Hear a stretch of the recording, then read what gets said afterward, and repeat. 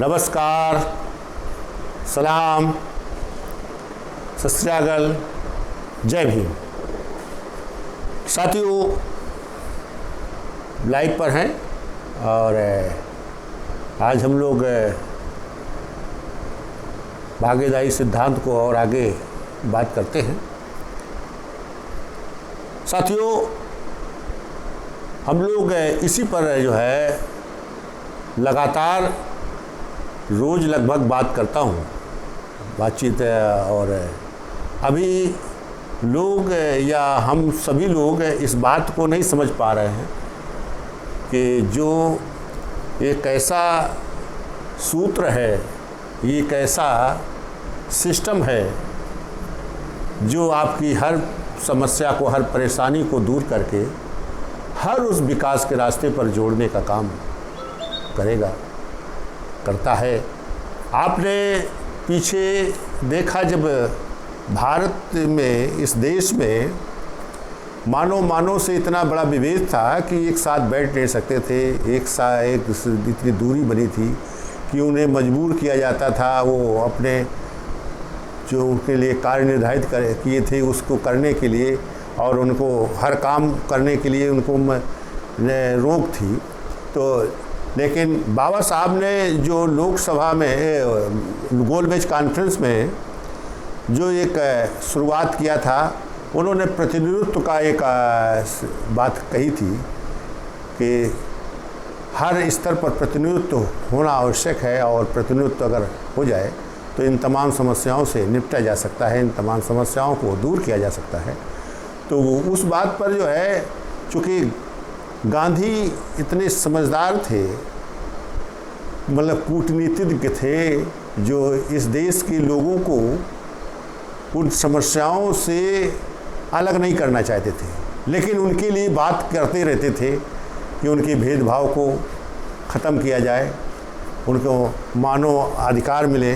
लेकिन गांधी के इस कारण से, जैसा कि गांधी ने किया, गांधी इस बात को विरोध करते हुए उठ खड़े हुए और चल दिए कि हम इस देश में, भारत देश में अछूत हिंदू का अभिन्न अंग है, इसलिए इसे अलग नहीं होने देंगे। जबकि अलग होने की बात बाबा साहब ने कही थी। बाबा साहब ने तो एक और मजबूत समाज बनाने की बात कही थी कि अगर हिंदू अगर ये है तो एक साथ बराबरी के आधार पर बात होनी चाहिए, बराबरी उन्हें मिलनी चाहिए। लेकिन उस बात को गांधी अस्वीकार किया और गांधी धरने पर बैठ गए, और इसके बाद बाबा साहब को मजबूर करके एक पूना पैक्ट जो आधार पर जो समझौता हुआ उसमें हस्ताक्षर कराए। हालांकि इस देश में जो सबसे नीचे तबके का था, जिसे अछूत कहते थे, उसको तो आरक्षण के माध्यम से अधिकारों का कुछ संभावना में बनी और उनको कुछ अधिकार मिले। लेकिन हमारा पिछड़ा समाज, उसको छोड़ दिया गया और वो छूट गया। इसके लिए पेरियार रामास्वामी नायकर ने इस बात को बाबा साहब से बात किया, और जो है बाबा साहब ने कहा कि उस समय आपका नेतृत्व बिल्कुल अलग थलग था, चूँकि पिछड़े समाज का ख़ास तौर से नेता पटेल साहब थे।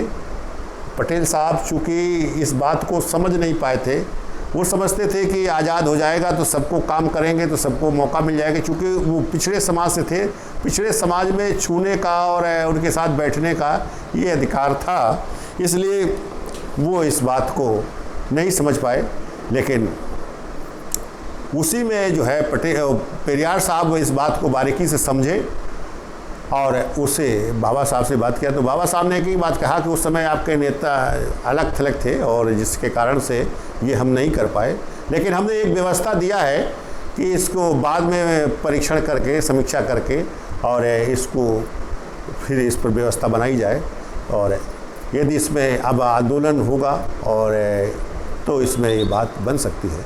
तो उन्होंने तमिलनाडु में बहुत बड़ा आंदोलन किया, ट्रेनें बंद हो गई, और उन्होंने आंदोलन के दरमियान लोगों के चोटी काटना, ये तमाम तरह का जो काम किए उन्होंने, तो आज भी वहाँ पर बहुत बड़े संघर्ष के बाद जो है आज भी सरकारें जो बनती हैं तो पिछड़े समाज के और माइनॉरिटी से सब मिला जुला कर बनती हैं, और सवर्ण समाज इस सत्ता से भी दूर रहता है। ये ऐसी वहाँ आंदोलन रहा जिसका एक परिदृश्य सामने है। और इस देश में बाबा साहब को ये मानना पड़ा और पिछड़े समाज को अधिकार नहीं मिला। फिर बाद में माननीय जब बीपी सिंह साहब जब सरकार में आए तो मंडल कमीशन की लेकर आंदोलन बसपा के लोगों ने, बहुजन समाज पार्टी के लोगों ने आंदोलन बड़ा तेज किया, और उस आंदोलन में सबसे अधिक या पूर्ण रूप से कहिए अनुसूचित जाति के लोगों ने उनका साथ दिया। और मंडल कमीशन की रिपोर्ट हालांकि लागू तो हुई लेकिन आधी अधूरी लागू हुई, उसमें 27% का हुआ और उसमें प्रमोशन में और इन सब में चीज़ों में नहीं मिला। तो ये समाज उस बात को, उस लड़ाई को आगे नहीं बढ़ाया, और उसको लड़ना चाहिए था कि नहीं हमारा अगर प्रतिनिधित्व है तो प्रमोशन में भी होना चाहिए, और ये सब इस लड़ाई को नहीं लड़ा। लेकिन वो सवर्णों के खेल में आकर उनके साथ होकर इस अनुसूचित जाति के विरोध में खड़ा रहा कि नहीं इनको अगर मिलता है तो हमको भी मिले, नहीं इनका ख़त्म होना चाहिए। तो उनके ख़त्म कराने के लिए उस सवर्णों के साथ खड़ा होकर और इस बिगुल बजाया, और जो है इसमें उनका ख़त्म हो गया। परिणामी ज्येष्ठा ये सब उनका ख़त्म हो गया, और यहाँ तक कि वो रिवर्ट किए गए। बहुत बड़ी संख्या में जो लोगों का, अनुसूचित जाति के लोग जो थे उनका रिवर्टेशन हुआ। लेकिन इनको जो पिछड़े समाज के लोगों को तो अधिकार नहीं मिला, और अधिकार चूँकि बिना लड़े बिना संघर्ष के नहीं है, वो तो केवल आपका फ़ायदा लेते हैं और वो आपके अधिकारों को कैसे कम किया जाए ये लड़ाई वो लड़ते हैं। आज भी वो अडवाणी के खेल में आकर वो जो कमंडल का रूप लेकर और उससे वो मंदिर बनाने के चक्कर में पिछड़ा समाज पड़ गया और वो अपने अधिकार भी खो दिया। और मंदिर भी जब उनको जीत कर मिला और वो बन रहा है तो उसमें भी उनका प्रतिनिधित्व नहीं रहा। ये देश में ये भी एक अव्यवस्था है कि जो लोग लड़े, जो मंदिर बनाने के लिए लड़े, उनका कोई उसमें अधिकार नहीं है। उनकी कमेटी सब जो है सवर्ण समाज से भरी हुई है और वही लोग वही हैं, जबकि उसमें पिछड़े समाज का नेतृत्व होना चाहिए था। वो हर स्तर पर उनके अधिकार में होना चाहिए, क्योंकि उन्हीं की लड़ाई से ये मंदिर की जो जीत हुई है वो उन्हीं के संघर्ष से हुआ है। लेकिन ये इसलिए नहीं है कि वो जानते हैं कि ये यहाँ के शूद्र हैं, यहाँ के रहने वाले हैं, लेकिन हम उस चीज़ को नहीं समझ रहे हैं कि नहीं हमें अपने अधिकार का, इस देश में हमारा देश है तो हमें कम से कम हमें बराबरी का अधिकार तो होना चाहिए हर काम करने का। और जब तक हम अधिकार की बात नहीं करेंगे तो ये जो है इन चीज़ों को दूर करने के लिए और इस देश में सबके विकास के लिए, सबको अधिकार से जोड़ने के लिए राष्ट्रीय भागीदारी आंदोलन जो चलाया जा रहा है, ये 11 से चलाया गया था। जब से ये आरक्षण के विरोध में इस देश में एक मुहिम छिड़ी, वो कोर्ट के माध्यम से भी हुआ, प्रशासन के माध्यम से भी हुआ और देश के लोगों के माध्यम से हुआ। तो इसलिए जो है वो आपको अधिकार से बाहर तो कर दिया, लेकिन अधिकार आपको देने का काम तो नहीं किया। ना जो पिछड़ा समाज लड़ रहा था साथ में, उसको भी तो अधिकार नहीं मिला। आज वो तो 14% पर 4% पर टिका है पिछड़ा समाज का, और अनुसूचित जाति के लोग जो लड़ रहे थे, जो लड़े, हाँ ये जरूर है कि अधूरी लड़ाई लड़ पूरी, चूँकि उसमें इतने संग बट जाते हैं लोग ग्रुपों में, जिसके कारण से वो लड़ाई बड़ी नहीं हो पाती है। जैसे हम लोग ये लड़े थे राष्ट्रीय भागीदारी की लड़ाई कि इस देश में सभी का प्रतिनिधित्व हो, पिछड़ा समाज भी हो, माइनॉरिटीज़ के लोग हो, इस देश में एससी के हो, जिसकी जितनी संख्या है उसकी उतनी हिस्सेदारी होनी चाहिए। और हम इस देश को मजबूत बनाने के लिए या सबको विकास से जोड़ने के लिए हम लोगों के प्रतिस्पर्धा का भी उसमें रखेंगे कि कंपटीशन से आने चाहिए, ये जो कंपटीशन से आने चाहिए और योग्यता का वरीयता दी जाएगी। लेकिन इस बात को तो लोगों ने कोई ध्यान नहीं दिया और आज तक ना तो इस देश के दलित समाज जुट पाया, ना पिछड़े समाज के और ना माइनॉरिटी समाज के, और वो लोग सरकार में आ गए और पावर में आ गए। इसके लिए वो आज लगातार उनका उत्पीड़न कर रहे हैं, उनके अधिकारों से उनको बाहर कर रहे हैं। आज पूरा देश को निजीकरण पर खड़ा कर दिया है। आज सब विभाग को, पूरे देश के विभागों को बेचे दे रहे हैं, पूरे सिस्टम को बेच रहे हैं। आज चाहे एयरपोर्ट है उसको भी बेच दिया, चाहे वो रेलवे का हो उसको भी बेचा, LIC हो, ये सब बेचे दे रहे हैं, सारे सेक्टर बेचे दे रहे हैं, बड़े बड़े सेक्टर।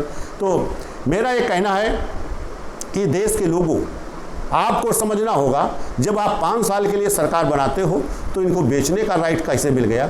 आज इनके लिए इस राइट को भी हमें ख़त्म करना है कि भाई आपका बेचने का राइट नहीं है, आप इसको कितना अच्छा बना सकते हो वो आप बनाने का काम करें।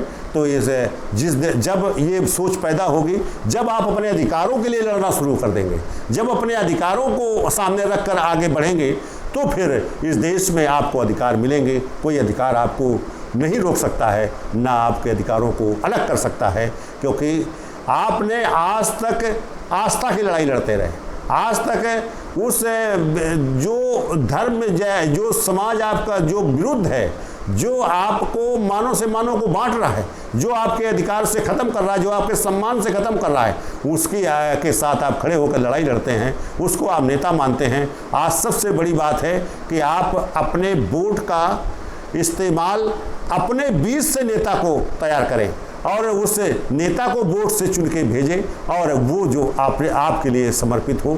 ये आप अगर आप नहीं सोचते हैं, आज पंचायतों का चुनाव हुआ, हमने एक मुहिम छेड़ी थी राष्ट्रीय भागीदारी आंदोलन के तहत कि सब लोग अपने अधिकार को खुलासा करो कि जो इसलिए चुनाव लड़ेगा या इस तरह से जो काम करना चाहेगा, जो इन संघर्षों में होगा, हम उसे पंचायत के चुनाव में भेजेंगे, उनसे हम लड़ाएंगे। लेकिन आप उस पर नहीं तैयार हुए। आज फिर से विकृत सामाजिक व्यवस्था के लोग जीत कर आ गए। या आपका समाज का है, आपकी बिरादरी का है, लेकिन वो केवल नाम के लिए है, वो आपके लिए अधिकार की लड़ाई नहीं लड़ रहा है, ना अधिकार की लड़ाई लड़ेगा, क्योंकि वो जो लड़ता है केवल अपने डेवलपमेंट के लिए, अपने कैसे हम सब जो संसाधन हैं उनका कैसे अपने में समाहित कर लें, हम कैसे इस बड़ा आदमी बन जाएं, हम पूंजी में भी और सम्मान भी पा जाएं, और सबके छोड़कर आगे बढ़ता है। इसलिए दिक्कत प्रॉब्लम है। यदि वो सबके समाज को देखे तो समाज को अधिकार मिलेगा और तब तो उसको अपने आप से मिल जाएगा। लेकिन ये सोच में कमी है, जिसके कारण से ये प्रॉब्लम है।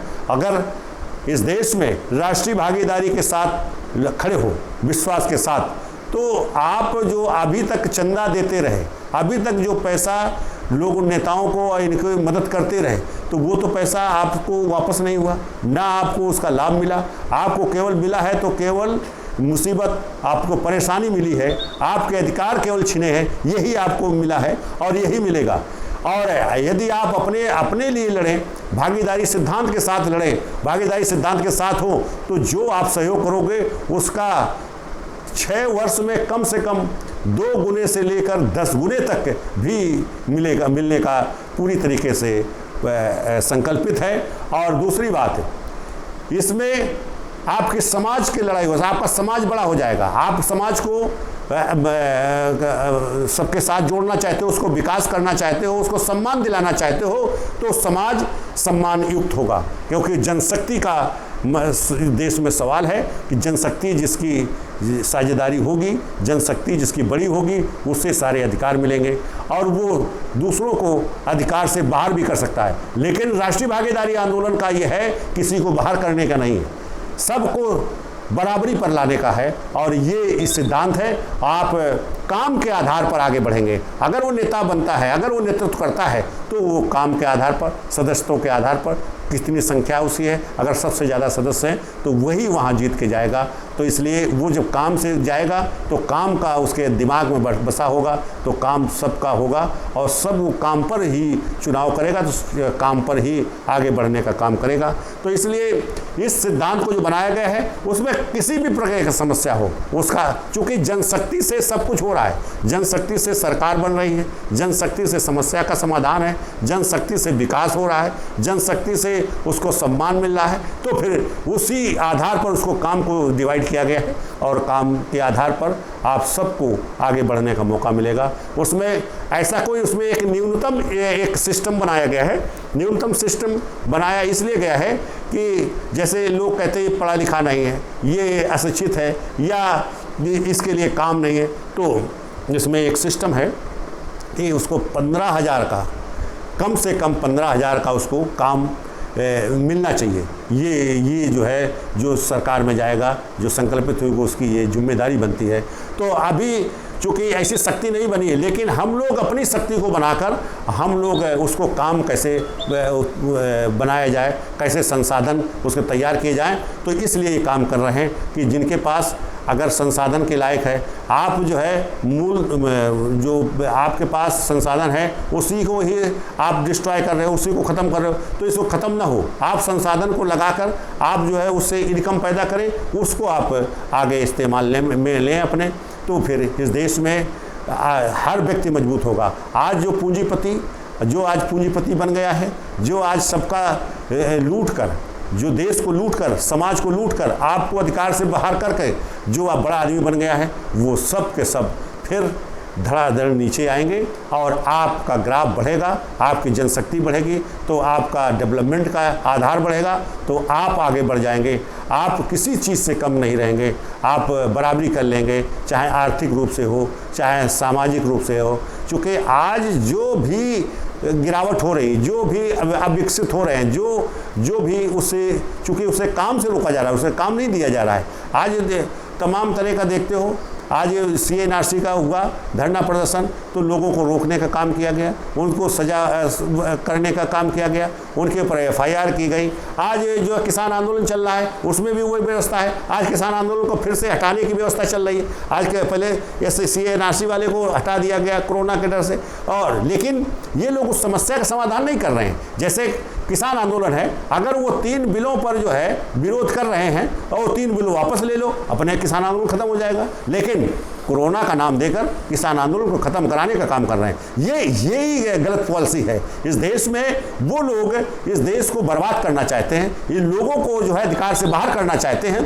तो विकृत सामाजिक व्यवस्था के लोग इस देश को जो है लूट कर बर्बाद करेंगे। लेकिन आपका देश है, आपको समझना होगा, आपके विकास की बात है, आपके सम्मान की बात है, तो फिर आपको आगे आकर राष्ट्रीय भागीदारी के साथ आप खड़े होइए। इस देश में RSS भी कमज़ोर होगा, उसमें परिवर्तन होगा। इस देश में भारतीय जनता पार्टी में कमज़ोर होगी और उसमें परिवर्तन होगा। जो लोग इस तरह की व्यवस्था चला रहे हैं उनमें परिवर्तन होगा। वो आपसे माफ़ी मांगेंगे और आपको अधिकारों से जोड़ने का काम करेंगे, अन्यथा वो सरकार से बाहर जाएंगे। और सरकार से बाहर जाने का मतलब उनके विरुद्ध फिर कार्रवाइयाँ होंगी, फिर जांच होगी। तो आज जितने अपराध किए हैं उन सब अपराधों के तहत वो या तो पागल खाने जाएंगे या फिर जेल जाएंगे या फिर उनका नस्ते नाबूद होगा। जब लाखों की संख्या होगी तो उनके ऊपर जो अपराध हुए हैं, जो उनके भाई का कत्ल हुआ है, जो उनके बहन का बलात्कार हुआ है, जो इस तरह के तमाम तरह के जो अपराध किए हैं देश में, तो फिर वो चुप नहीं रहेगा। जब उसको पावर में हिस्सेदारी मिलेगी तो फिर वो अपना बदला लेने का काम करेगा। या तो वो माफ़ी मांग के साथ में चलेंगे। तो साथियों, मेरा ये अनुरोध है, मेरा ये अपील है कि आप अपने अधिकार के लिए राष्ट्रीय भागीदारी के साथ खड़े हों, राष्ट्रीय भागीदारी के साथ सदस्यता लें, उसके साथ चले। तो किसी व्यक्ति का, चाहे जिस धर्म का हो, चाहे जिस जाति का हो, चाहे जिस समुदाय का हो, किसी के साथ अलगाव नहीं है। हर व्यक्ति के साथ बराबरी के आधार पर सबको मौका मिलेगा, सबको काम करने का मौका मिलेगा और सबको सम्मान मिलेगा। वो किसी को भेदभाव नहीं करता। आज देश में या आज जो वो लोग चाहते थे, हालांकि वो नहीं हुआ, समाज ने नहीं होने दिया।